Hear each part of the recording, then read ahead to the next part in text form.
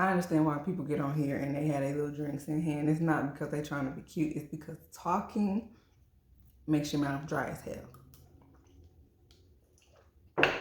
Anyway, moving on. If you are here, you already know what it is. You clicked on here because you're trying to find tips for traveling across the country. And when I say traveling across the country, I've said that a million times in my videos, but this is the actual part. Like, you're in the car, you made that move, and you need some tips on how to like get there without like driving yourself and your family or your kids or your husband or your boo crazy. So stick around and we're gonna get to it now. Let me explain. I want to preface this list by saying that none of this stuff is in order by like importance. It's just what I'm kind of thinking semi off the top of my head because I have stuff written down. But you know, there's no order to this, but they all are pretty good tips. Okay, so the first one is plan your trip if possible around the weather, meaning you can look out, you know, on your apps, your Weather Channel apps 10 days in advance. Make sure that you have leeway and room to kind of give yourself some space in as far as what day you can actually leave. Do not leave in inclement weather. It is obviously dangerous. That is a given. Weather changes quickly. So if you have already left and you find yourself in a situation where the weather has quickly changed up on you, you went from one state to the next and then you got to this state and all of a sudden it went from being sunny to being like a hailstorm or a rainstorm, please, you know, utilize your resources, Google if you can, and pinpoint somewhere that you can pull over, whether it's a parking lot at a Walmart, whether it's a local rest stop, or whether you're actually pulling into a hotel and deciding to stay overnight. Please do not take the chance and move or, travel in inclement weather.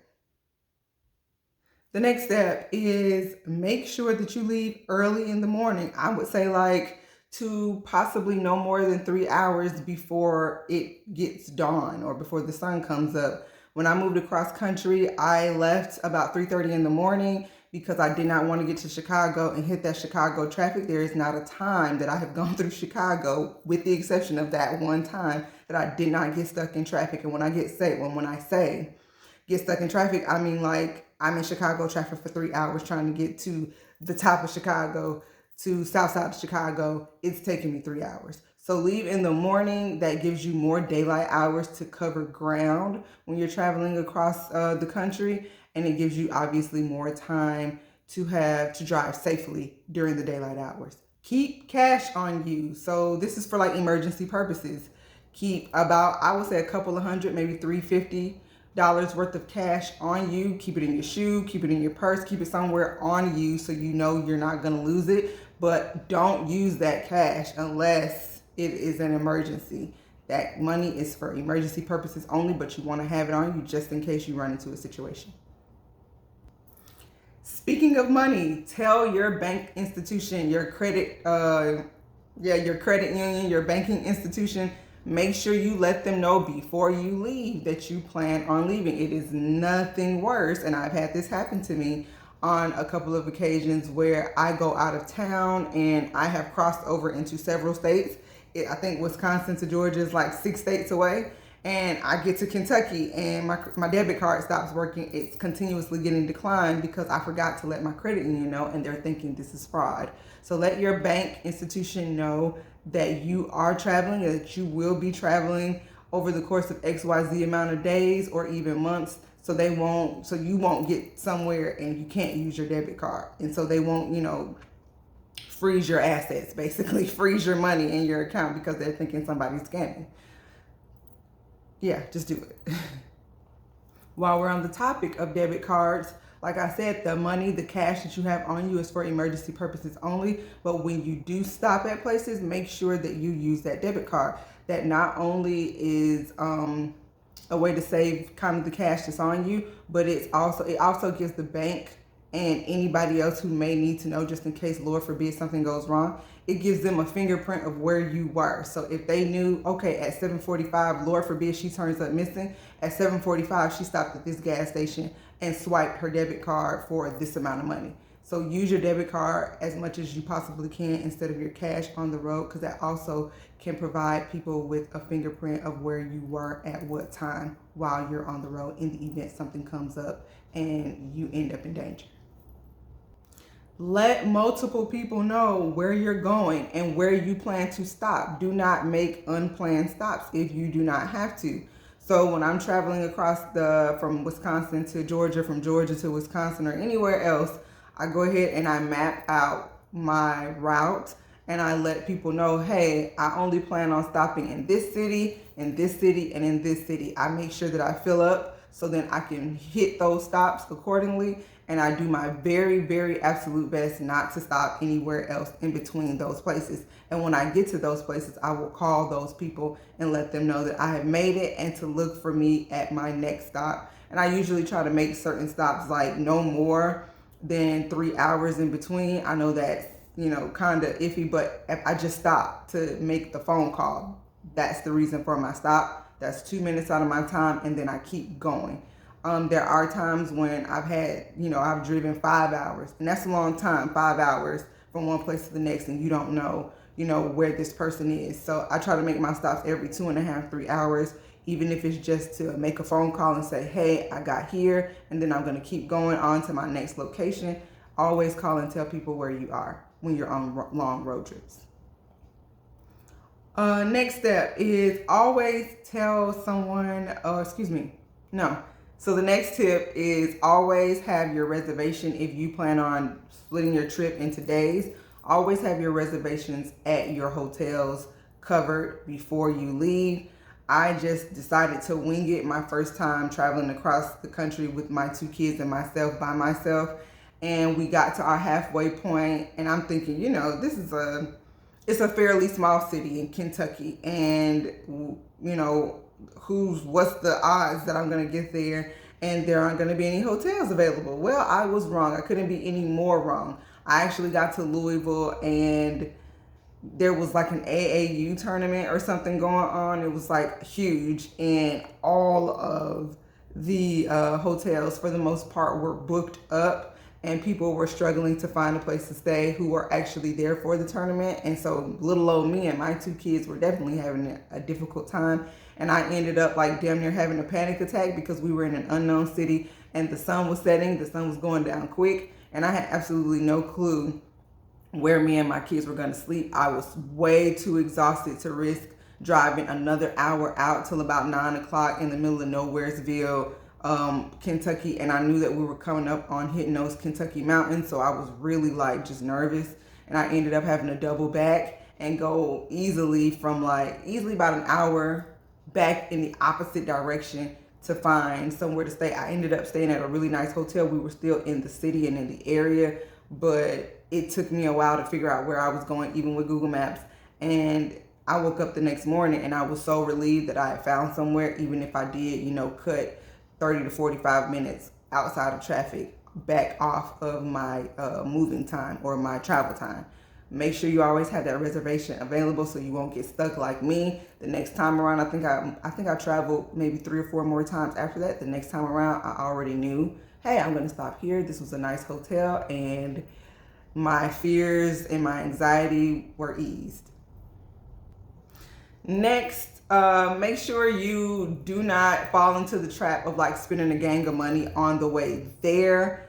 And you can do so by filling up a cooler, getting a cooler, a nice size cooler for however many people that you have in your car, filling that up with all kinds of snacks, sandwiches, drinks, and whatever your kids like to snack on, and put them in the car with you. That way you won't run into the trap of like having to find a Chick-fil-A, having to find a McDonald's, having to stop. You're getting a good stride going, and you're amped up and you're driving, and you're like, oh, we can get there in XYZ amount of time, and then all of a sudden everybody in the car is hungry, and then you got to find somewhere to stop, and now you literally like taking an hour off your travel time because everybody is hungry and wants to stop and eat and use the restroom and all of that. Nope. Fill up that cooler, put all kinds of food in there, and when people say they're hungry, pop that bad boy open, reach your hand in and start passing stuff back. Good tip. Another good tip for passengers, we all know to make a good playlist that everybody can jam out to, but sometimes people don't want to jam out to what you're listening to, and then that causes arguments in the car. We're not doing that. What you want to do, in addition to making a good playlist for yourself, the driver, make sure, and that could be an audio book, that could literally be, putting a movie on your phone, or it could be a list of, good songs that you like. But in addition to that, make sure that everybody has a tablet in this day and age. I'm not saying, what you can and can't afford, but there are several low cost tablets, including Amazon Fire tablets, and you can get those for as cheap as $45, $49. Make sure that everybody has their own tablet, make sure everybody has their own headphones, and make sure that, this might be the time to go ahead and get the Amazon Video subscription and download a couple of movies, download a couple of seasons of their favorite show, and make sure that they have that to occupy their time when they're not eating and when they're not sleeping in the car. That way, we can avoid all arguments. Nobody's arguing over anything in the car, and everybody has their own way or form of entertainment. And nobody's importantly asking you, how much longer are we going to get there? No. I messed around and didn't have tablets for my kids the first time around. And I'm gonna say we didn't even get halfway through Indiana before they start asking, and they were really young, so they didn't have a concept of time and mileage. And so they were like, well, how long before we get there? And they were starting to cry and things of that nature. So I ended up having to basically YouTube on my phone. And that was when I had signal. There are going to be places where your signal is going to drop. And so you can't rely on phones the entire time. So make sure that you have those videos and episodes downloaded actually on your phone or on your tablet. Make sure, another tip is to make sure that you have some form of weapon in the car. And I hate to say it like that because Lord forbid, we hope that we never run into a situation where we have to defend ourselves while we're on the road. But if you are a single mom or single dad or something like that, and it's just you and your kids, you never want to be caught out there and you don't have a way to defend yourself. So whether it's bear spray, pepper spray, a knife, I would say a firearm, but there have been situations where people have been caught traveling from state to state and they aren't aware of the gun laws in that state, and they ended up getting in trouble somehow. So I'm kind of iffy on whether you should carry a firearm. You should and you can if you know the laws in the states that you're traveling through. But the easiest thing to do is to make sure that you have some type of pepper spray, maybe possibly a taser or a knife to defend yourself just in case you have to. And the last tip that I can think of, and it is the last one because everybody may not necessarily agree with this, but it is absolutely very much so helpful. Make sure that you carry baby wipes. Make sure that you carry, I think they have like biodegradable bags. So what you're gonna do, and yes, I'm going there with this, and get yourself a bucket. Whether it's a styrofoam bucket, whether it's a plastic bucket, get yourself a bucket, put those biodegradable bags in there, get yourself a top to that bucket. Also get yourself a nice big water bottle, and let me show you. All right, so you have your styrofoam bucket, you have your little $4 bucket from Lowe's or wherever, it has a top to it, you got your bag in it, and you got your baby wipes. What do you think I'm gonna say? Also, you have your nice little water bottle. You can cut the top off around it, or you could just leave it as is. But what do you think this is for? Yes, you guessed it. This is for using the restroom. Unfortunately, you may get or find yourself in a place that looks very highly questionable, and you are not, or you don't feel safe getting out of your car. You don't feel safe having your kids get out the car to go use the restroom, or you're just literally in the middle of nowhere and your child is like, oh, mom, I have to use the restroom and I cannot hold it. You might have to pull over. You might have to, slow down a little bit, but keep it chugging. And guess what? If you have some boys,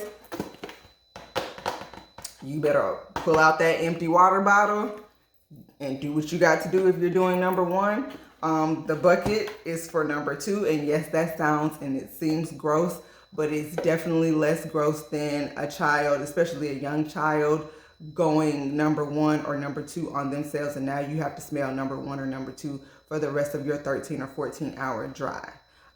We, the first time around, ended up in the middle of nowhere, and it literally looked like the type of place where like the hills have eyes, where those people, it literally looked like, a scene from The Hills Have Eyes. And I wasn't comfortable, even though we were at a gas station. I think from what I remembered, the bathrooms were outside, and I just wasn't comfortable like having, getting out of the car with one of my children or even both of my kids. It just seems like the type of place where if you get out your car, you're gonna come back and your car is gonna be gone, and then there's gonna be a man with a chainsaw outside waiting for you.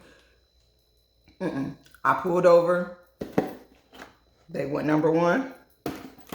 And this, you can pour it out on in the grass somewhere. They went number one in here. If they had to go number two, they went in the bucket. I tied up that little biodegradable bag and threw it in the garbage. People dump diapers, poopy diapers all the time in the garbage. I dumped their diaper, I dumped their poop, tied it up, dumped it in the garbage can, hopped back in the car, and kept it moving. It seems terrible, but we had our baby wipes, and our butts was clean. There's nothing worse than these kids they're not teenagers, but they're also not babies. So I could have put them on like child-sized diapers.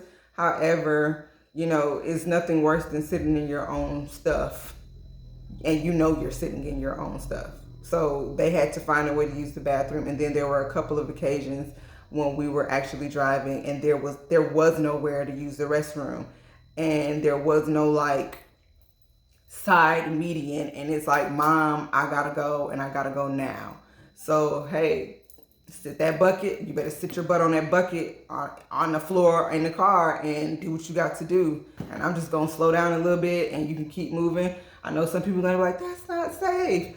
But again, do I want to have all over my car, or do I want to have all over my car? The answer is no. So I don't condone doing that all the time, but in emergency purposes, yes, it's worth it. I hope these tips and these tricks for moving or for driving across the country helped you. If they have, please note it down in the comment section, and I will see you guys later.